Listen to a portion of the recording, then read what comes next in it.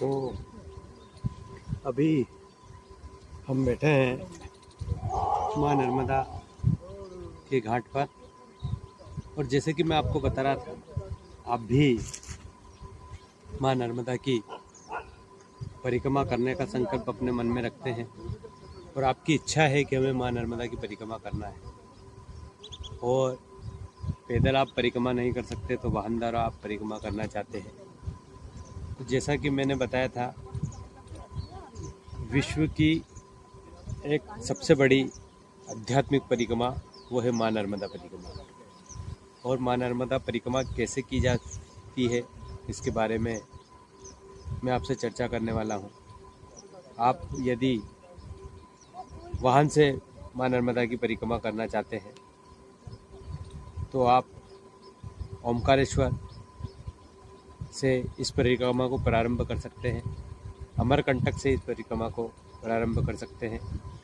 माँ के दक्षिण तट से आपकी सुविधा अनुसार आप किसी भी घाट से माँ नर्मदा की परिक्रमा प्रारंभ कर सकते हैं। पर आध्यात्मिक महत्व के अनुसार आप ओमकारेश्वर या अमरकंटक से इस परिक्रमा को प्रारंभ करें। ओमकारेश्वर आकर आप कहीं भी रात रुकिए। ओमकारेश्वर में गजानंद आश्रम है जहाँ पर नर्मदा परिक्रमावासी रुकते हैं। उस आश्रम से आप किसी ओमकारेश्वर में विद्वान पंडित से संपर्क कीजिए। संपर्क करने के बाद आप सुबह माँ नर्मदा में स्नान कीजिए, ओमकारेश्वर ममलेश्वर दर्शन कीजिए और ओमकार पर्वत की परिक्रमा कीजिए, क्योंकि ओमकार पर्वत की परिक्रमा के बाद ही नर्मदा परिक्रमा की शुरुआत होती है। पुनः आप ओमकारेश्वर के दक्षिण तट जहाँ ममलेश्वर भगवान विराजमान है उस स्थान पर आ जाइए। वहाँ आने के बाद आप माँ नर्मदा के दक्षिण तट पर ही किसी पुजारी पंडित आचार्य द्वारा माँ नर्मदा परिक्रमा का संकल्प पूजन कीजिए। और संकल्प पूजन करने के बाद आप माँ नर्मदा की परिक्रमा के लिए चलिए। और मैं बताता हूँ परिक्रमा। तो आइए हम ओमकारेश्वर गोघाट पर माँ नर्मदा का पूजन करते हैं, अभिषेक करते हैं, संकल्प लेते हैं और अपनी परिक्रमा को प्रारंभ करते हैं। पूजन में आप पूजन की थाली सभी पंडित जी आपको बताएंगे। नर्मदा परिक्रमा प्रारंभ करने के पहले हमें एक शीशी में माँ नर्मदा का जल लेकर उसका पूजन करना होता है। और जो है माँ नर्मदा का जल हमने बोतल शीशी में लिया है, इसी का पूजन आरती हमें सुबह शाम करनी है। एक दंड भी अपने साथ रख लेना है। यही माँ नर्मदा की पूजन के लिए वाहन में जरूरी है। अब हम ओमकारेश्वर से चलते हैं, तो ओमकारेश्वर से चलकर आप बढ़वा का जो मोटक्का है दक्षिण तट कि उसे खेड़ी घाट बोलते हैं, अगर वहाँ दर्शन करना चाहते हैं तो वहाँ कीजिए। या आप मोटक्का से सीधे सनावद आ जाइए। सनावद से 7 किलोमीटर बड़ूद आता है। बड़ूद से एक मार्ग जाता है और वो आपको ले आता है टोकसर गौमुख घाट। बहुत सुंदर, ये अभी जहाँ मैं खड़ा हूँ ये गौमुख घाट है। गौमुख घाट पर बड़ा आनंद है। ऊपर जो आपको मंदिर दिखाई दे रहा है, मंदिर में गौतमेश्वर महादेव है। गौतमेश्वर महादेव का जो ये दृश्य आपको दिख रहा है, गौतमेश्वर महादेव। ऊपर ही गौमुख है, गौमुख से जलधारा बह रही है। नीलकंठ कुंड है और आप यहाँ भी रुकने का बड़ा अच्छा आश्रम है।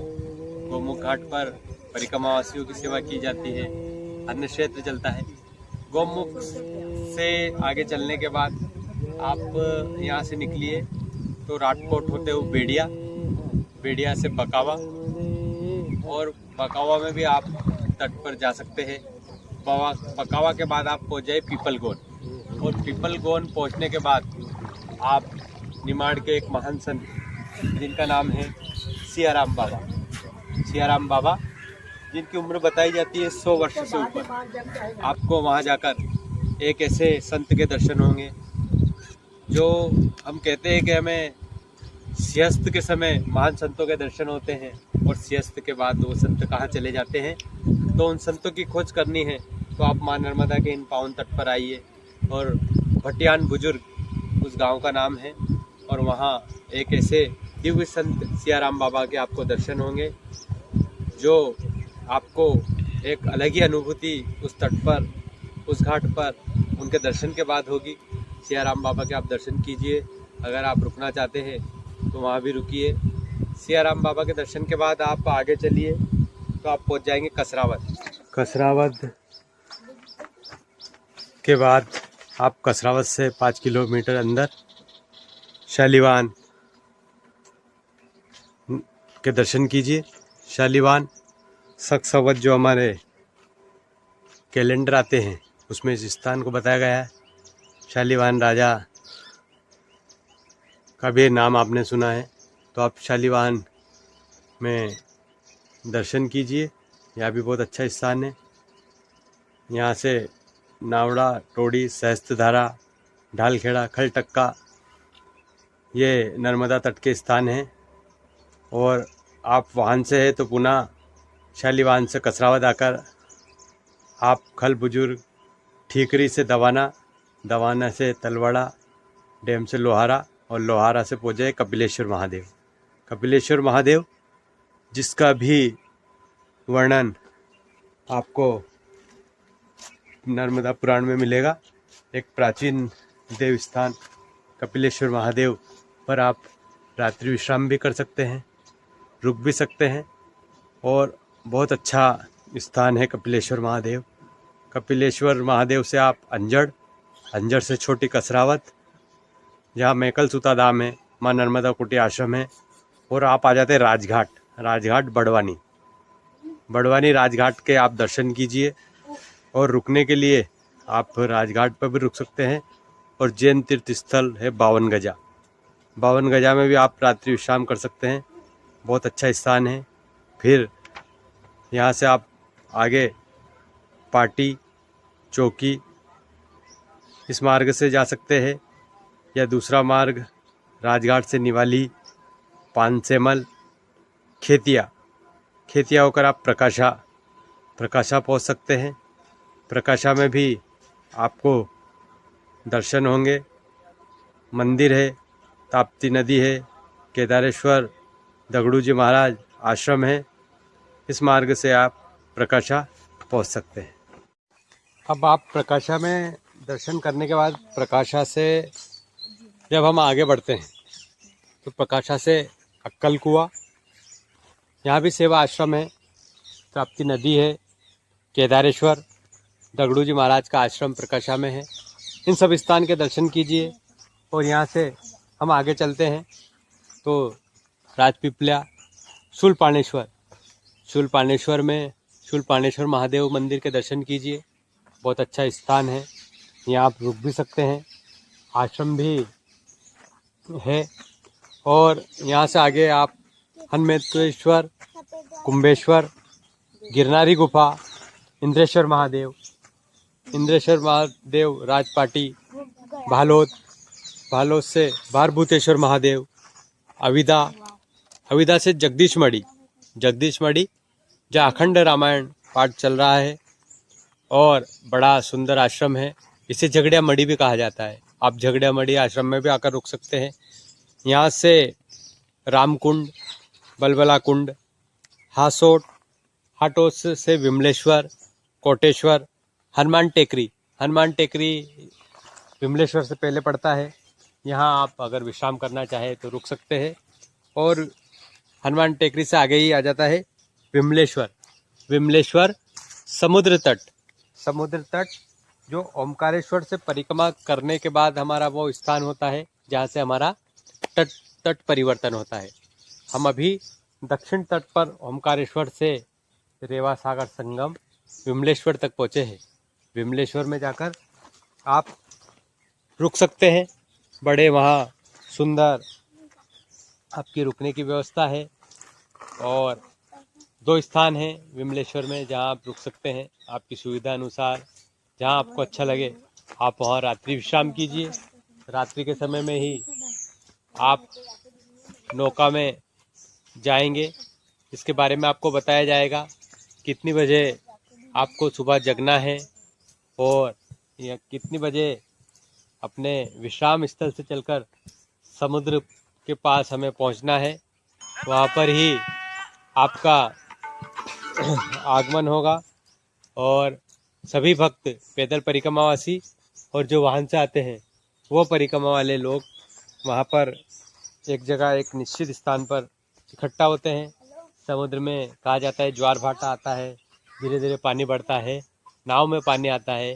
रात्रि में 4 बजे आपका नाव में प्रवेश होता है और माँ नर्मदा का जयकार आप करते हुए, माँ नर्मदा पे विश्वास रखते हुए उन नौकाओं में प्रवेश कीजिए। और ये नौकाएं लगभग 3 से 4 घंटे में आपको समुद्र पार कराती हैं। बीच रास्ते में आपको जहाँ रेवा मैया का सागर से संगम हुआ है वह स्थान नौका में जो नाविक रहते हैं वो आपको बताते हैं। वहाँ आप माँ नर्मदा का पूजन कीजिए। जो ओमकारेश्वर में हमने शीशी में जल लिया था वो जल आधा उस संगम स्थान पर डाल दिया जाता है। केवट द्वारा समुद्र का जल पुनः उस शीशी में हमारे पास दिया जाता है, वापस अपनी शीशी पूरी भरा जाती है। वहाँ हम समुद्र देवता और माँ रेवा माँ नर्मदा का पूजन करते हैं, प्रार्थना करते हैं मैया मेरी नैया तू ही पार लगाने वाली है। और बिना विघ्न बाधा के हम यह तट परिवर्तन समुद्र पार करके मीठी तलई पहुंच जाते हैं। मीठी तलई पर भी उतरते से ही भारभूतेश्वर महादेव वहाँ के एक संगठन है जो परिक्रमावासी के लिए बड़े सुबह सुबह ठंड में जब हम पार होते हैं तो हमें बड़ी तलब लगी रहती है, कुछ गर्म मिल जाए, चाय मिल जाए, कुछ खाने को मिल जाए। तो जैसे ही आप उतरेंगे मीठी तलई पर, वहाँ पर नर्मदा भक्तों द्वारा आपके लिए, आपके स्वागत के लिए, आपकी ज़रूरत को पूरा करने के लिए वो तत्पर खड़े रहते हैं। आपको चाय देंगे, आपको जो कहते हैं परिक्रमा में उसको नाश्ता नहीं कहा जाता, बाल भोग कहा जाता। बाल भोग आपके लिए लेकर बड़े प्रेम से, बड़ी सेवा से वो लोग खड़े रहते हैं। तो माँ नर्मदा का परिक्रमा में हमारा पहला पड़ाव जो समुद्र विमलेश्वर से पार होकर हम मीठी तलई पहुंच जाते हैं। ये माँ नर्मदा की अद्भुत कृपा है, क्योंकि समुद्र में जाकर हमें कुछ पहली बार ऐसा लगता है कि समुद्र की हिलोरें, तरंगे और कहीं ना कहीं डर का भाव भी मन में रहता है, कैसे पार होंगे। पर विश्वास की नैया नर्मदा मैया, विश्वास की नैया नर्मदा मैया, उन हमारी नैया को वो माँ बड़े आराम से आनंद के साथ पार करा देती है। और हम आप अगले भाग में आपको बता रहे हैं मीठी तलई से अमरकंटक तक कैसे पहुंचा जाए। नर्मदे हर, नर्मदे हर।